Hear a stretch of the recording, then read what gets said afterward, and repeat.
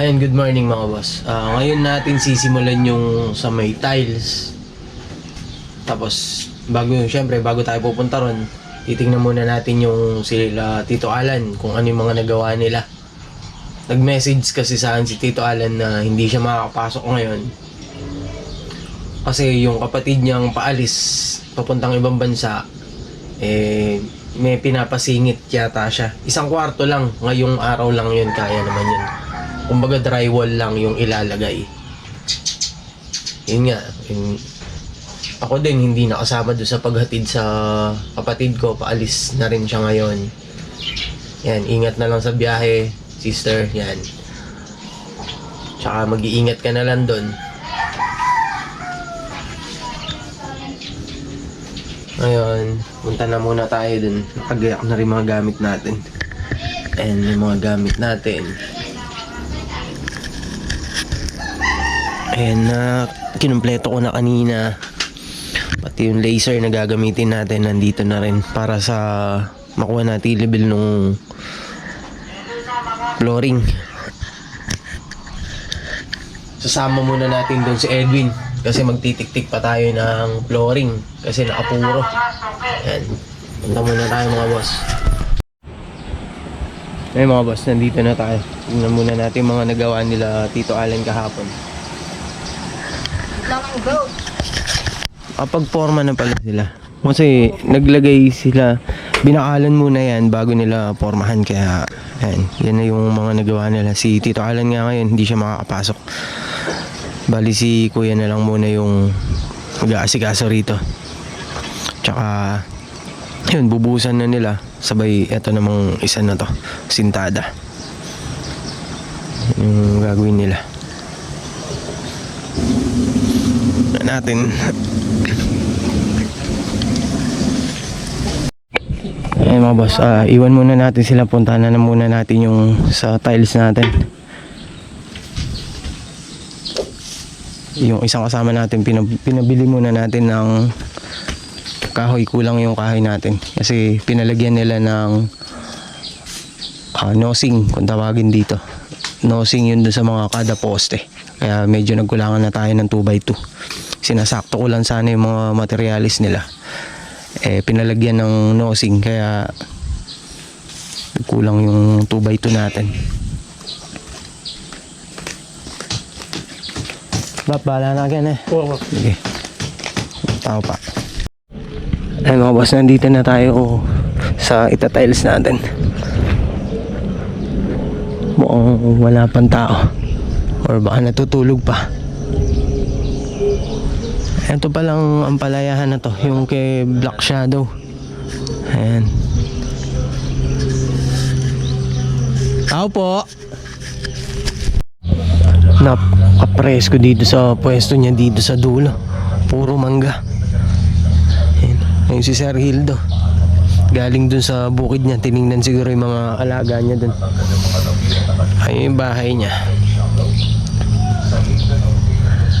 Sir, tinanghali na ako.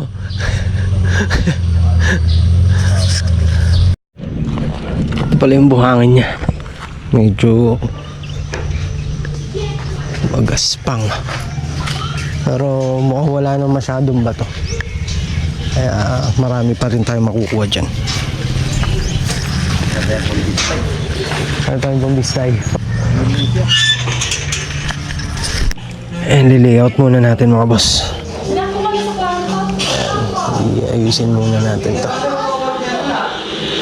Ito lahat yung tiles niya. Mga nasa 150 yata to. 150 pieces. Tapos ito yung kulay niya, white na may konting black. Yan, malinis titingnan. Layout muna natin boss. Ito siya.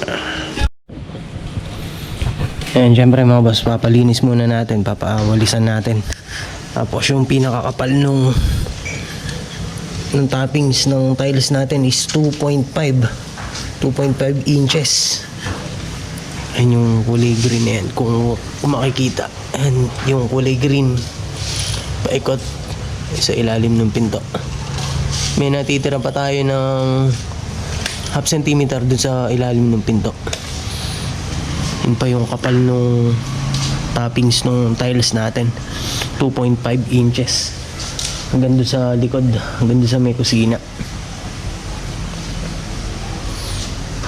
Yun siya. Medyo makapal, marami-raming kakainin na semento.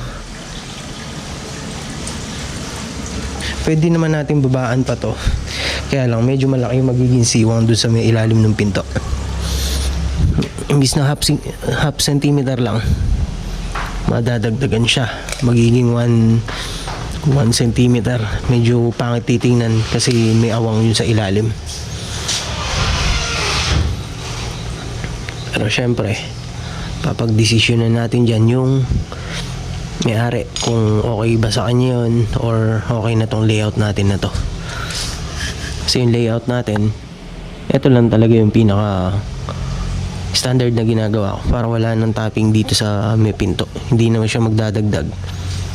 Kung kaya naman niya yung budget, kung kaya yung budget para sa semento, ganito na yung itutuloy natin. Naantabayanan lang natin siya kasi bumili siya ng concrete nail para sa paglalagyan natin ng tansi.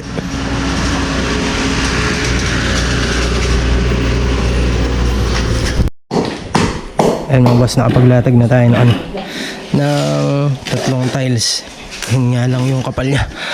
Nasa 2 inches mahigit yung kapal ng toppings natin. Tapos buti may tumutulong sa atin dito na tiktikin kasi nakapuro yung niya. Nakapuro yung flooring. Wala nang makita nung pinapahanap natin. Kaya ayun, pinatiktik na lang natin para sure na kumapit yung toppings natin sa semento. Ayan. Pero nilalagyan naman natin siya ng ng punong adhesive. Ayan. Sige. Lagyan muna tayo ulit mga boss. Ayan mga boss, nakapaglatag na tayo ng siguro nasa 4 na box to. 2, 4, 6, 8, 10, 12, 13 pieces. Kasama yung pagtitiktik natin, yung pag-layout. Kasama na yung pagtitiktik tsaka pag-layout ng Tapos 13 pieces. Tapos nagbistay pa tayo kasi etong 13 pieces na to, nakatatlong supot na semento na. Ganun siya karaming kinain na semento. Kasi 2.5 inches nga yung kapal nung hinahabol nating sa flooring para sa pinto. Ayan. Kasi nga alisin na natin tong 2x2 dito sa ilalim ng pinto na to para magka-clearance lang siya ng half centimeter. Yan ang natin. Yun ang hinabol natin dito. Punta muna tayo kila Tito Alan, tingnan natin mga natrabaho nila. Ayan mga boss, ito pala, nabuhusan na nila yung mga 3 poste doon. Nagbakal na rin sila rito kasi nga kanina 3 lang sila, 2 labor. Tapos hapon pan dumating yung pinadeliver nating ibang kahoy. Ewan ko bakit usapan maga. Pero bukas gusto ko nang magpa-deliver din ng pantambak para matambakan na yung loob. Medyo tumaas na yung flooring, mas mapabilis na yung trabaho. Bali ilang patong na lang naman to. Itong isa na to,